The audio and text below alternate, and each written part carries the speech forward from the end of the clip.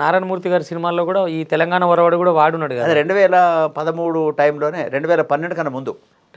బాలు గారు అటు సినిమా పాటలే ఇటు ఇటు ఈ నేల మనదిరా, ఈ ఊరు మనదిరా, అట్లాంటి పాటలు పాడి అప్పుడు ఆయన బుర్ర సతీష్ గౌడ్ రాసిన పాటకి మళ్ళా అందులో వనం వెంకట వరప్రసాదరావు అని ఆయన ఒక పాట రాశారు. ఓకే. శ్రీ రాజరాజేశ్వర వేములవాడ పురాధీశ్వర నీ చరణములే మాకు స్మరణములు, నీ స్మరణములే పాట బాగా అక్కడ ఫేమస్. అద్భుతం. ఆ యతిప్రాసలు రాజీవాక్ష రాజేశ్వరి ప్రణయ పీఠేశ్వర అమృత మాహేశ్వర, అది చాలా అద్భుతం. బాలుగారు బాగా వినపడే పాట కదా. శ్రీరాజరాజేశ్వర వేములవాడ పురాధీశ్వర నీ చరణములే మాకు చరణములు, నీ స్మరణములే భవతరణములు. రాజీవాక్షరాజేశ్వరి ప్రణయపీఠేశ్వర అమృతమాహేశ్వర ప్రణయపీఠేశ్వర అమృతమాహేశ్వర శ్రీరాజరాజేశ్వర వేములవాడపురాధీశ్వర. సంగీతం నేర్చుకున్నారా మీరు? లేదండి, సంగీతం ఏం నేర్చుకోలేదు. సంగీతం నేర్చుకోకుండా ఇంత బాగా ఎట్లా అన్న మీకు సినిమాలో పాటలు పాడే అవకాశం వచ్చిందా? సినిమాలో పాడడం అవకాశం రావాలంటే ఎంత ఇబ్బంది పడతాము. బాలుగారి ఇన్స్పిరేషనే. కేవలం నేను ఏకలవ్య శిష్యుని కానీ ఆయనను ఊపిరి మన ప్రాణం అనుకుంటూ ఆ పాటలు అలా నేర్చుకున్నాను. సినిమా పాటలు ఒక 2 పాటలు చక్రి ఉన్నప్పుడు పాడించాడు. అవును వాళ్ళిద్దరు ఇష్టపడ్డారు. ఏ పాట అన్న? అది నేను బాలుగారికి పాడాను. అది అవునా? తానానే నారాన తన్నాని నారాన తారేన నారేన నాని తన్నాని నన్ని నాని నాని నని నాని తారరారే తరారరే తరాలలి ననానని ననాని. రాత్రి 12 పాడించాడు అన్నారు గుడు. సూపర్. అట్లా ట్రాక్ పాడించాడు. కొంచెం మనం మన సంసారం సాగరం దుఃఖం అన్నట్టు పోయినాం. సినీ ఫీల్డ్ మనని ముద్దు పెట్టుకుంది కానీ అన్నం పెట్టలేదు కడుపు నిండా. నేను మీ ప్రస్థానం అంతా ఇప్పుడు మీ పాటలు వింటుంటా కదన్న, అన్న ఎన్నో వాడుంటాడు ఈ పాటికి అనే ఒక ధోరణి కూడా నాకు అంటే లక్కీగా ఒక 2 సినిమాలకు మ్యూజిక్ చేశాను. సూపర్. ఇంకా అవకాశం ఇస్తే చేస్తాను.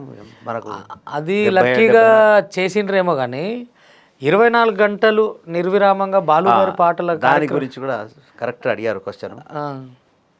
ఇప్పుడు చాలా మందికి తెలియదు అన్న, తెలియాలి. ఇప్పుడు విషయం ఏమిటంటే ఏదో ఒకటి కొత్తదనం లేనిది మనిషికి గుర్తింపు రాదు. అవును. ఉదాహరణకి గాయని గాయకులు తీసుకొనివ్వండి. ఇప్పుడు పాడుతున్న జానపదాలు పాడే గాయని గాయకులు కానీ రైటర్స్ కానీ కొత్తదనం లేనిది ఎలా తెలుస్తుంది? అవును. అప్పుడు 2008 ఈ ప్రస్థానం. 2008లో అప్పుడు యూట్యూబ్ లేదు ఎక్కువ.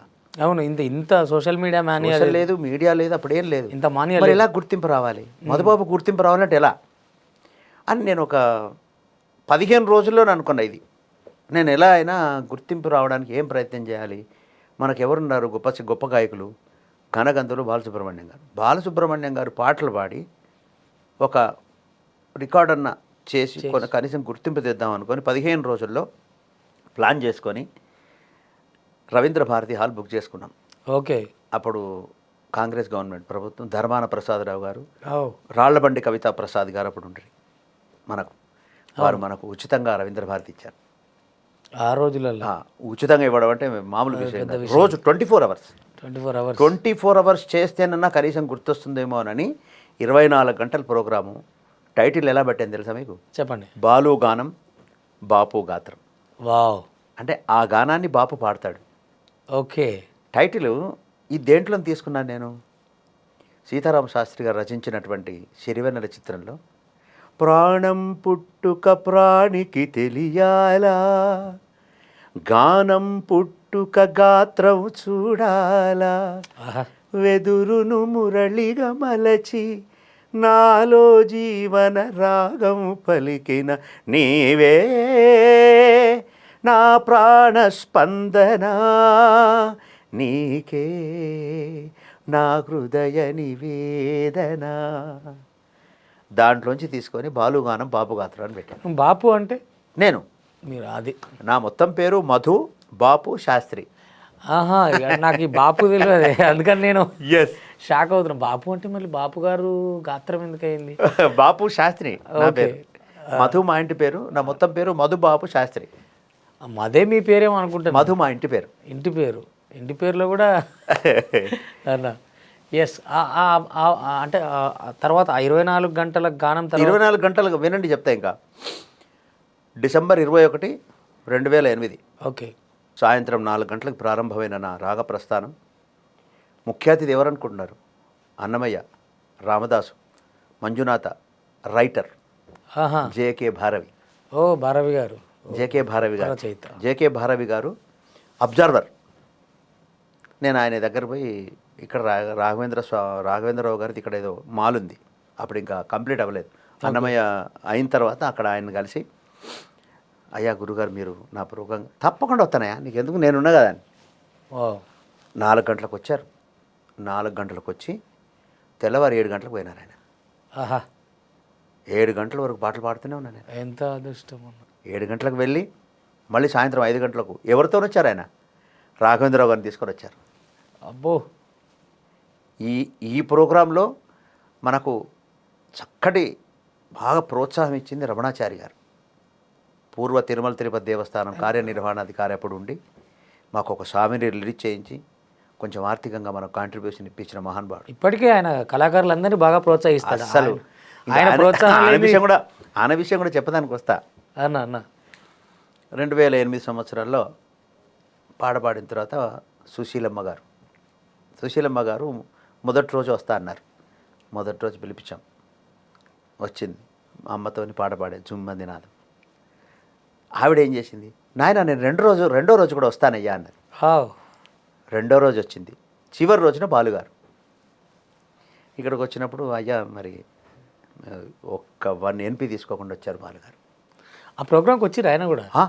మరి ఆయన లేని నేను ప్రోగ్రాం ఎందుకు పెడతాను? సూపర్ అన్న. అంటే మీరు డిసెంబర్ 21 రోజున జేకే భారవి గారు, సుశీలమ్మ గారు, అప్పుడు మనకు ధర్మవరం సుబ్రహ్మణ్యం గారు అండి, ఆయన వచ్చారు ప్రోగ్రాంకి. ఓ ధర్మవరం సుబ్రహ్మణ్యం గారు అప్పుడు మండలి చైర్మన్ ఏదో ఉండే ఆయన మనకు. ఈయన బాలుగారు మద్రాసు నుంచి వచ్చారు. మద్రాసు నుంచి నువ్వు ఎప్పుడు రమ్మంటావా అన్న. అయ్యా మీరు చివరి రోజునండి అన్న. నేను 24 రోజు పాడుతున్నా అంటే ఆయనకు నమ్మకం కలగలే. అయితే మాకు మహాభాగ్యనగర బ్రాహ్మణ సేవా సమితి అని పూర్తి సహకారం అందించారు వాళ్ళు. దాంట్లో మా మిత్రులు లక్ష్మణ్ ప్రసాద్ శర్మ అని, మదన్న నేను బాలసుబ్రహ్మణ్యం తీసుకొస్తేనే నాకు ఛాన్స్ ఇవ్వాలి, అదెంత భాగ్యం, పోయిరండి అన్న. ఎయిర్పోర్ట్కి పోయి ఎయిర్పోర్ట్లో బాలు గారిని పికప్ చేసుకున్నా. డైరెక్ట్ రవీంద్ర భారతికి వస్తున్న సమయంలో వాడు ఏం చేస్తున్నాడు అని అడిగానట. ఎవరిని? లక్ష్మణ ప్రసాద్ శర్మ. అయ్యా నిన్నటి నుంచి మీ పాటలే పాడుతున్నారు రండి అన్నాడు. ఆయన 5:30 అయింది. లోపలికి ఎంటర్ అయినారు. ఎంటర్ కాగానే శ్రీ తుంబుర నారదనాదామృతం